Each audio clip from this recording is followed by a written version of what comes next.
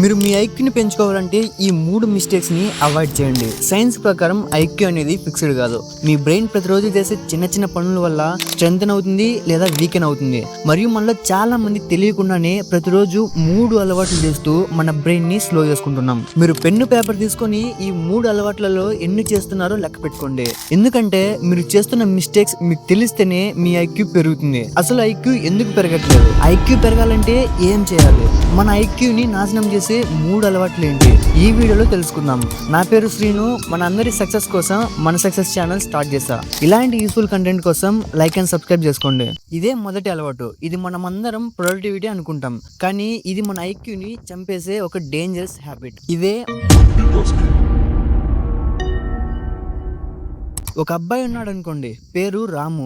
రాము చదువుతున్నాడు, ఫోన్ పక్కనే ఉంది, వాట్సాప్ నోటిఫికేషన్స్ వస్తున్నాయి, యూట్యూబ్ వీడియో బ్యాక్గ్రౌండ్ లో ప్లే అవుతుంది, మధ్యలో ఇన్స్టాగ్రామ్ రీల్స్ చూస్తున్నాడు. తను అనుకుంటాడు, నేను మల్టీ టాస్కింగ్ చేస్తున్నాను, నాకు చాలా టైం సేవ్ అవుతుంది అని. కానీ ఆశ్చర్యం కలిగించే విషయం ఏంటంటే, స్టాన్ఫోర్డ్ యూనివర్సిటీ వాళ్ళు ఒక స్టడీ చేశారు. మేము మల్టీ టాస్కర్స్ అని చెప్పుకునే వాళ్ళని ఒక టెస్ట్ చేశారు. వాళ్ళ అటెన్షన్, మెమరీ మరియు టాస్క్ స్విచ్చింగ్ ఎబిలిటీ, ఈ అన్ని టెస్ట్ చేశాక రిజల్ట్ షాకింగ్ గా వచ్చింది. హెవీ మల్టీ టాస్కర్స్ అని అనుకునే వాళ్ళు నార్మల్ గానే ఎవరైతే తక్కువ ఫోకస్ చేస్తారో వాళ్ళకంటే అన్ని ఏరియాస్ లో, అంటే మెమరీ, అటెన్షన్, ఇలాంటి అన్నిట్లో చాలా వరెస్ట్ గా పర్ఫార్మెన్స్ చూపించారు. ఇప్పుడు ఇలా ఎందుకు జరుగుతుంది అని మీకు డౌట్ రావచ్చు.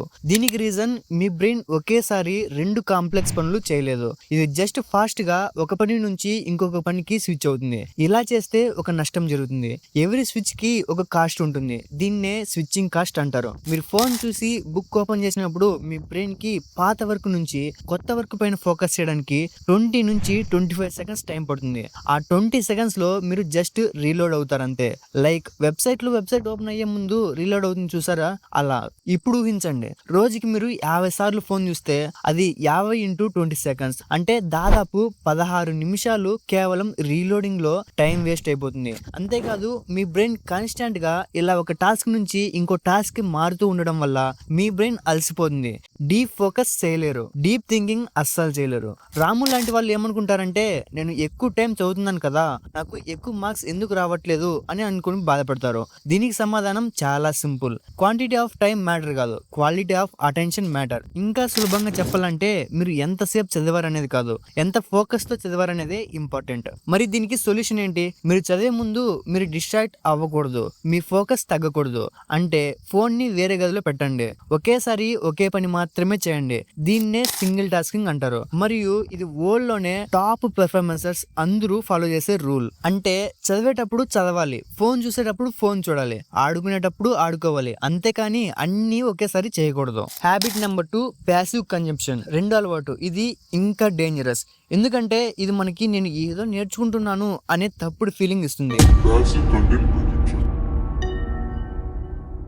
ఈ క్యారెక్టర్ పేరు ప్రియా. ప్రియా రోజుకి 3 నుంచి 4 గంటలు యూట్యూబ్ షార్ట్స్, ఇన్స్టాగ్రామ్ రీల్స్ చూస్తుంది. ఆమె ఇలా అనుకుంటుంది, నేను మోటివేషన్ వీడియోస్ చూస్తున్నాను, నాలెడ్జ్ వీడియోస్ చూస్తున్నాను, ఇది టైం వేస్ట్ అస్సలు కాదు అని. కానీ ఇక్కడ ఒక క్రిటికల్ డిఫరెన్స్ ఉంది. Consuming information and processing information రెండు వేరు. మీరు ఒక వీడియో చూసినప్పుడు ఇన్ఫర్మేషన్ మీ బ్రెయిన్ లోకి వెళ్తుంది, కానీ మీరు దాన్ని థింక్ చేయలేకపోతే, క్వశ్చన్ చేయలేకపోతే, రియల్ లైఫ్ లో అప్లై చేయకపోతే అది జస్ట్ టైం పాస్ మాత్రమే అవుతుంది. నెక్స్ట్ వీడియో వచ్చేసరికి ప్రీవియస్ వీడియోల విషయం మీరు చూసిందంతా మర్చిపోతారు. ఇది ఎగ్జాక్ట్లీ ఫాస్ట్ ఫుడ్ లాంటిది. మీరు తింటారు, కడుపు నిండినట్టు అనిపిస్తుంది, కానీ న్యూట్రిషన్ వాల్యూ దాదాపు 0. బ్రెయిన్ కి కూడా ఇలాగే జరుగుతుంది. కంటెంట్ చూడడం వల్ల నేను ఫుల్ గా నేర్చుకున్నాను అనే ఫీలింగ్ వస్తుంది, కానీ యాక్చువల్ గా మీకు మెంటల్ గ్రోత్ అస్సలు జరగదు, మీరు ఏమి నేర్చుకోరు. న్యూరో సైంటిస్ట్ చెప్పేది ఏంటంటే, మీ బ్రెయిన్ నిజంగా స్ట్రెంగ్తన్ అవ్వాలంటే దానికి యాక్టివ్ ఎంగేజ్మెంట్ అవసరం. అంటే మీరు చదివిన దాన్ని మీ మాటలో చెప్పడం, ఎవరికైనా ఎక్స్ప్లెయిన్ చేయడం, మీకు మీరే ప్రశ్నలు వేసుకోవడం లేదా నోట్స్ చేయడం, ఇలాంటివి చేయడాన్ని యాక్టివ్ రికాల్ అంటారు. ఇది బ్రెయిన్ లో న్యూరల్ కనెక్షన్స్ ని చాలా స్ట్రాంగ్ గా మారుస్తుంది. ప్రియా లాంటి వాళ్ళు రోజంతా కంటెంట్ చూస్తారు, కానీ ఒక నెల తర్వాత నువ్వు ఏం నేర్చుకున్నావు అని అడిగితే ప్రియా లాంటి వాళ్ళకి ఏమీ గుర్తుండదు. ఎందుకంటే వాళ్ళు చూసిన కంటెంట్ ని రియల్ లైఫ్ లో అప్లై చేయలేదు, అందుకే వాళ్ళ బ్రెయిన్ ఏమీ ప్రాసెస్ చేయదు. మరి ఈ ప్రాబ్లం కి సొల్యూషన్ ఏంటి? చాలా మంది ఈ ప్రాబ్లం తోనే సఫర్ అవుతున్నారు. ఈ హ్యాబిట్ వల్ల మీ ఐక్యూ పెరగట్లేదు. ప్రతి వీడియో, ఆర్టికల్ తర్వాత 2 నిమిషాలు ఆగి నేను ఏం నేర్చుకున్నాను అని మీ మాటలు ఛానల్లో చెప్పుకోండి, లేదా మీ నోట్బుక్ లో రాయండి. ఇదే అసలు గేమ్ చేంజర్. ఒకసారి ఈ రోజే ఈ వీడియో అయిపోయాక మీరేం నేర్చుకున్నారో మీ నోట్బుక్ లో రాసుకోండి. దీనివల్ల మీకు ఈ ఇన్ఫర్మేషన్ ఎక్కువ రోజులు గుర్తుంటుంది, మీ ఐక్యూ కూడా పెరుగుతుంది.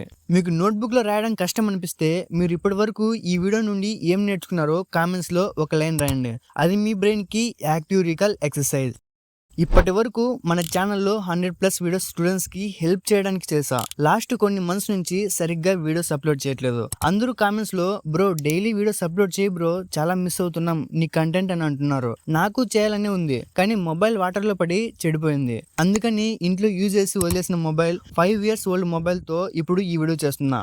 ఇది వీడియోస్ చేయడానికి అస్సలు సపోర్ట్ చేయట్లేదు. యూట్యూబ్ లో 93K సబ్స్క్రైబర్స్, ఇన్స్టాలో 10K ఫాలోవర్స్, మొత్తం 1,00,000కు పైగా ఫాలోవర్స్ ఉన్న ఇంతవరకు ₹1 కూడా ఇన్కమ్ లేదు. అందుకే కొత్త మొబైల్ కొనుక్కోలేక ఈ 5 years ఓల్డ్ మొబైల్ తోనే క్వాలిటీ బాగోలేకపోయినా, హ్యాంగ్ అయినా, లేట్ అయినా ఇదే మొబైల్ తో వీడియోస్ చేస్తున్నా. ఇంట్లో వాళ్ళని మనీ అడగడానికి వాళ్ళు ఇప్పుడు చాలా స్ట్రగుల్ అవుతున్నారు, ఈఎంఐస్ అవి ఇవి అని.